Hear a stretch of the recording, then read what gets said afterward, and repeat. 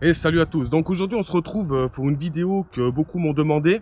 Alors j'espère que vous allez bien m'entendre. J'essaie de rester proche de la caméra même que j'ai le micro pour éviter d'avoir un son un peu pourri. Je suis en extérieur et ça risque d'être compliqué. C'est la première fois que je fais une vidéo comme ça, donc on verra comment ça va se passer. Donc aujourd'hui je vais vous présenter une vidéo sur l'airsoft. Alors pourquoi je fais une vidéo un peu spécifique? Vous n'allez pas voir forcément d'assaut, de partie. Tout simplement pour la bonne raison, c'est que c'est une vidéo de présentation. Car il y a beaucoup de monde qui ne connaissent pas l'airsoft. Et vous êtes nombreux à penser qu'on joue à la guéguerre, que c'est le truc badass, on se tire dessus avec des flingues à billes, et c'est le truc bien pourri. Alors, pour savoir, moi, ça fait 17 ans que je joue. Là, je suis sur le terrain donc de l'association dans laquelle je fais partie, qui s'appelle Battlesoft. Donc, Opération Battlesoft, c'est à Beaucroissant. Donc, vous avez derrière moi donc le numéro de téléphone, bien sûr, avec le petit logo. Vous pouvez les retrouver sur Facebook, sur Instagram. Il n'y a pas de souci, vous préférez vos recherches, je mettrai les liens dans la description. Donc moi, je vais vous présenter un petit peu les différents types de jeux qu'on a dans l'airsoft et les différents types de répliques. Ensuite, je vais vous faire un petit tour de notre terrain ici, à Beaucroissant, et vous montrer un petit peu les différents types de jeux que vous pouvez avoir et les différents types de répliques que vous pouvez y trouver fixes sur le terrain.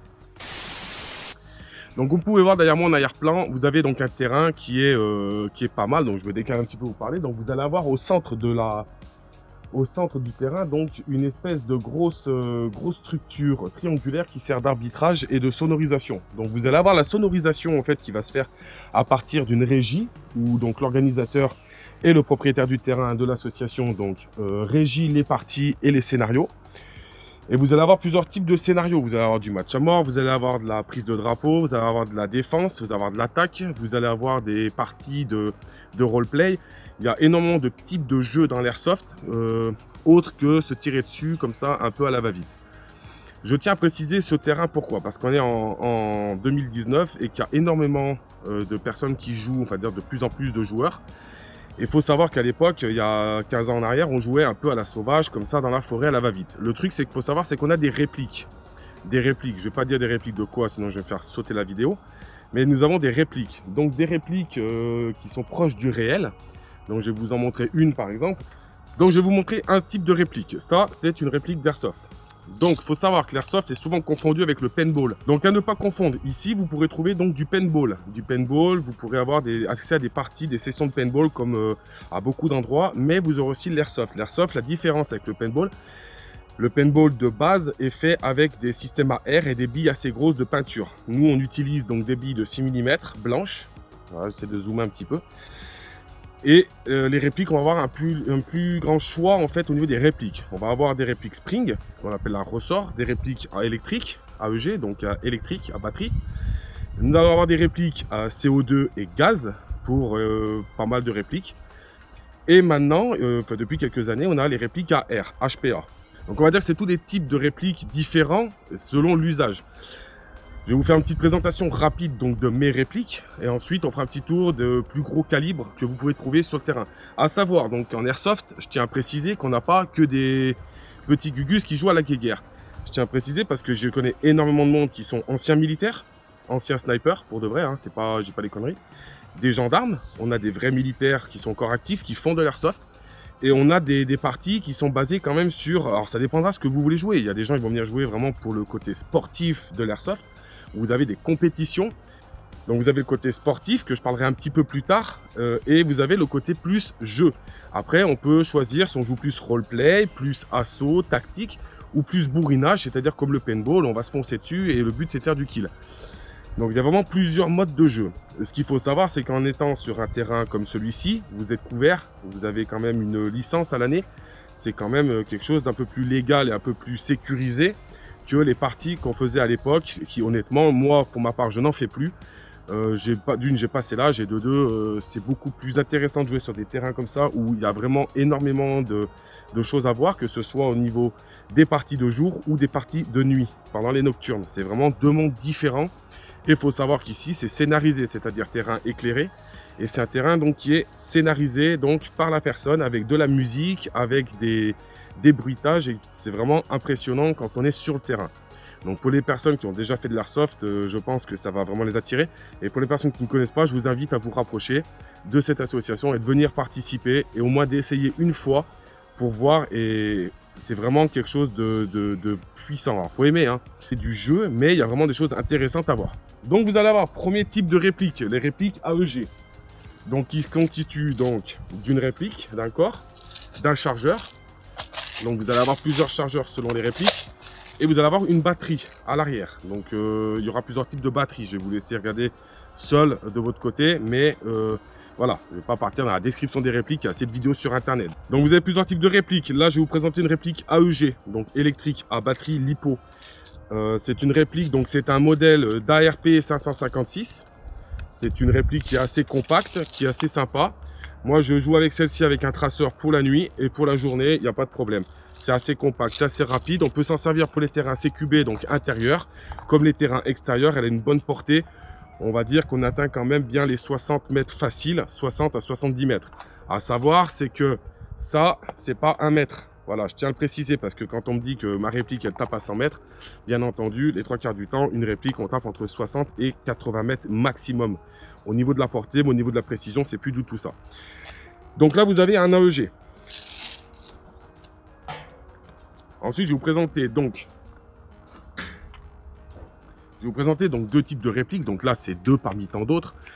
Là, vous avez donc un HK UPS. Donc c'est une réplique CO2. Donc CO2 avec un chargeur bille qui va très bien. Culasse fixe, donc très peu de consommation. Le problème de cette réplique, c'est que sur ce terrain-là, elle n'est pas autorisée car les CO2 sont en 2 joules et qu'en France, il y a une réglementation et il est trop puissant. Donc, je déconseille ce type de réplique-là. Par contre, vous pouvez partir sur des répliques, donc tout ce qui est réplique de points, comme par exemple ce Colt 1911, ce qu'on appelle culasse mobile. Celui-ci est monté en HPA, mais on peut le monter, donc il est d'origine à gaz. Développant 1 joule ou 1 joule 1, et en HPA pouvant être monté jusqu'à 2 joules, mais régularisé au chronie selon les parties. Bien entendu, vous pouvez donc jouer comme vous avez envie, soit en HPA, soit à gaz. Moi, j'ai passé en HPA, j'ai certaines répliques à gaz pour certaines parties, parce que tout simplement, l'HPA faut une bonbonne d'air dans le dos. Ça se constitue comme ceci, et avec une petite tuyau, vous mettez ça dans le dos, vous avez un régulateur et vous branchez ça donc à votre réplique. Donc bien entendu, pas d'entretien, vu que c'est de l'air. Par contre, vous avez l'inconvénient de la bouteille. Il y a le pour et il y a les contre. Ensuite, on va avoir d'autres types de répliques. On va avoir les répliques Spring. Donc, dans les répliques Spring, moi, j'utilise deux types de répliques. Donc, les snipers que vous avez derrière moi à ma droite, derrière moi en grosse réplique et au niveau de la gauche. Donc, je vais prendre la caméra et on va aller les voir ensemble. Alors, tout d'abord, au niveau des répliques, nous allons avoir cette réplique-ci qui me sert, en fait, qui est en cours, qui me sert donc de réplique sniper au niveau de ma ghillie. C'est-à-dire, quand j'utilise ma ghillie, je suis en mode sniper, donc sur les parties de jour, bien entendu, où je suis caché dans les forêts, dans les montagnes, dans les collines, et je tire avec cette réplique. C'est une réplique qui se manœuvre, donc, dans le même principe qu'une carabine, bien entendu. Vous avez un levier, vous chargez, vous remettez, et vous tirez. Celle-ci, elle est en mode camouflage. Vous allez avoir ce type-là qui me sert plus pour... elle est partie en CQB, c'est-à-dire en bâtiment ou en urbain. Donc pareil, hein, celui-ci est un petit peu plus puissant, donc c'est pour ça que je ne m'en sers pas trop. Mais voilà, vous avez plusieurs doses de puissance avec des réglementations. Mais ça, je vous inviterai à rejoindre les différents groupements. Ensuite, vous avez les répliques Spring à pompe, par exemple. Moi, j'utilise celle-ci. Donc ça, c'est pareil, c'est une réplique à ressort. On a un chargeur 12 coups ou 20 coups, je ne sais plus pour celui-ci. Hein. Et on va être donc sur un système. Ce type de réplique, ce qu'on appelle réplique Spring, c'est un pompe, tout simplement. Donc là, il n'y a pas de bille, vous avez un chargeur que vous mettez dessous. Et vous avez la manœuvre qui se fait au niveau donc, de la pompe qui garde. Et ensuite, vous avez une M200, comme vous avez juste devant vous. Donc ça, c'est une réplique que je me sers que pour le roleplay. Donc c'est une réplique qui ne va pas être bien plus précise. Elle est bien moins précise que mon autre sniper que vous avez là-bas. Mais c'est une réplique qui va me servir plus de roleplay, pour du scénario. Et c'est quelque chose que vraiment, voilà, je trouve avec le temps et avec les années intéressant. Ensuite, au niveau des protections, vous avez tout type de protection. Moi, je vais vous montrer les miennes, c'est plus simple. Après, vous irez voir sur les sites correspondants. Donc, je vous mettrai les liens du site si vous voulez voir tout ce qui est accessoires que vous pouvez vous procurer. Les grilles pour protéger la face, tout ce qui est nez et dents. Et les lunettes pour protéger les yeux. Indispensable, c'est ces deux accessoires. Vous pouvez jouer sans ça, mais après, le dentiste, il sera content.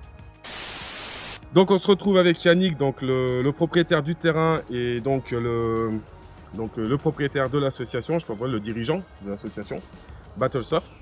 Et il va nous parler un petit peu donc, du rôle en fait, de l'association, de l'évolution qu'il y a eu donc, dans l'airsoft en fait, à Beaucroissant, dans cette association depuis quelques années. Donc vas-y, je te laisse nous présenter un petit peu ton assos et puis ton terrain. Ok, là en fait vous êtes sur le terrain qui appartient à la société Opération Paintball, dont on en a la gestion.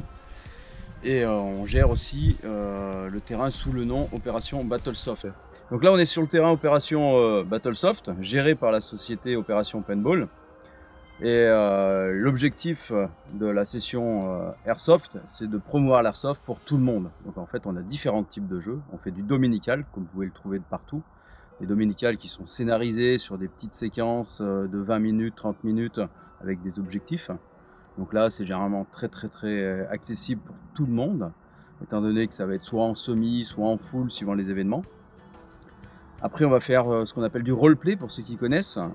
C'est beaucoup plus immersif. Donc là, c'est généralement soit en journée complète, soit de nuit, tout simplement. Après, on a la partie un petit peu plus compétition. Donc là, on fait de l'entraînement et on fait de la partie compétition. Donc en fait, on a la session aussi semi-professionnelle, on va dire ça comme ça, qui font de la compétition.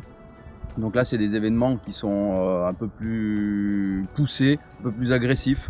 On est vraiment en mode compétition. Donc là, j'invite les gens à venir voir et à découvrir sur les cliniques, c'est-à-dire les entraînements, afin de pouvoir participer et découvrir ce type d'activité. Donc là, prochainement, le site en fait va venir le représentant Ligue régionale Sud-Est de The Bank, pour ceux qui connaissent. Donc c'est un concours officiel organisé en France par la FAS, la Fédération Airsoft Sportive. On va également prendre la représentation de la Ligue régionale pour UAB. Donc c'est un format de jeu également, c'est du concours. Et on a également Extreme QB qu'on a développé sur le terrain. Donc chez toi. Chez nous, voilà. Chez toi, ouais. On est les précurseurs et ça va c'est l'objectif, c'est que ça se développe de partout en France. Donc en fait, l'UAB c'est un format japonais qui est développé un concours au Japon. Extreme QB c'est un concours qui a été développé en France. Et tout ce qui est The Bank c'est également développé en France. C'est inspiré d'un concours européen en fait. D'accord. Donc voilà, c'est plus pour préciser, parce que voilà, quand les gens ne connaissent pas, que l'airsoft, c'est pas on s'amuse à se tirer dessus, faire la guéguerre, c'est quand même des choses qui a quand même des niveaux et ça reste quand même un sport et c'est quand même reconnu quoi. Oui, en fait, ça se développe en sport actuellement, malgré que c'est des parties d'une reconstitution militaire. Voilà. Mais on n'en est plus là, hein. En France, c'est fini. Si vous pensez encore que jouer à l'airsoft, c'est jouer à la guéguerre, non, là vous vous trompez complètement. Au jour d'aujourd'hui, c'est un divertissement. C'est comme du paintball, c'est comme de l'aro, c'est comme du nerf, c'est exactement la même chose. En fait, on joue à touche-touche. Vous pouvez jouer au nerf, il n'y a pas de problème, hein. Vous pouvez venir jouer avec ça, mais vous allez avoir un peu du mal. On joue à touche-touche, mais version, on va dire, adulte, quoi.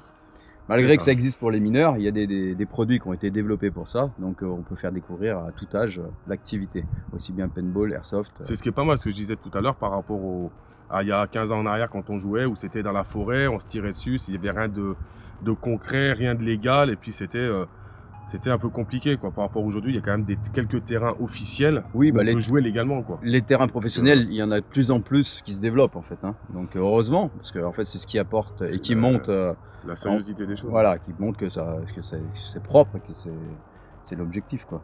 Et à savoir, donc pareil, hein, quand vous faites de l'airsoft, vous ne baladez pas que vos répliques à la ceinture ou vos répliques dans la voiture sur le siège. Il faut quand même rester dans la logique. Et que les répliques sont dans le coffre, dans des sacs, et c'est pas parce que c'est des jouets, des répliques, je dirais pas les répliques de quoi, mais vous savez, c'est pour éviter la démonétisation et puis le blocage YouTube, mais voilà, ça reste des répliques, mais ça reste, vous n'avez pas le droit d'avoir ça sur vous sur la voie publique, donc ça reste privé sur des terrains privés. Donc jouer sur des terrains non officiels, que ce soit vieilles usines ou dans des forêts, vous prenez le risque d'avoir des soucis avec les forces de l'ordre et en plus Donc vous risquez d'envoyer une image négative de l'activité, donc dénigrer un peu cette chose que nous on essaye, enfin surtout lui, hein, mais qu'on essaye depuis des années de faire en sorte que ce soit fait légalement et qu'on ne soit pas trop embêté. Voilà, je pense avoir fait un peu le tour. Donc on va faire un petit tour du terrain en vidéo, je mettrai un petit peu de musique, voilà, et puis prochainement donc, vous aurez donc sur la chaîne donc quelques vidéos où je vais pas faire beaucoup de vidéos airsoft, mais quelques vidéos bien condensées avec un peu de tout, de la vidéo de nuit, de la vidéo de jour. Et on va essayer de faire un peu des plans sur les compétitions qu'il y aura, sur les parties speed game. Comment on appelle le terrain déjà qui est derrière? Alors ça s'appelle un turf, parce qu'à la base c'est un terrain de paintball, game, donc, voilà. mais on va appeler ça le turf tout simplement. Hein. Voilà, donc vous pouvez jouer ici en paintball, bien entendu, hein, comme j'ai dit au début de la vidéo, et vous pouvez venir jouer en tant qu'airsofter, que ce soit en tant qu'airsofter privé ou que ce soit en adhérant à l'association. Ça, après, je mettrai tous les liens dans la description qui vous emmèneront vers que ce soit les dossiers d'inscription, les liens pour trouver de l'équipement. Voilà, il y a. Parce que voilà, on n'a pas parlé, c'est de ton magasin. Oui, alors nous, on a également une boutique sur Fontaine. Donc ça fait une quinzaine d'années qu'elle est en place. Donc là, on vend tout ce qui va être accessoires ou consommable ou réplique. Donc l'objectif, c'est de compléter le terrain qui permet de jouer. Et après, il y a le côté matériel où on peut acquérir tout ce dont on a besoin. Voilà, donc là on va se laisser sur cette vidéo un petit peu sérieuse. On reviendra un peu sur la vidéo un peu bordel, hein, plus esprit airsoft. Là c'est plus présentation. Donc on va faire un petit peu le tour du terrain. Je vais vous mettre 2-3 séquences de plusieurs bâtiments, de plusieurs choses. Je vais prendre la caméra à la main. Et puis on va vous montrer 2-3 spoons dans le terrain que vous pourrez avoir en fait avec certaines répliques à votre disposition selon les parties, selon comment les scénarios seront organisés. Allez, c'est parti, on y va.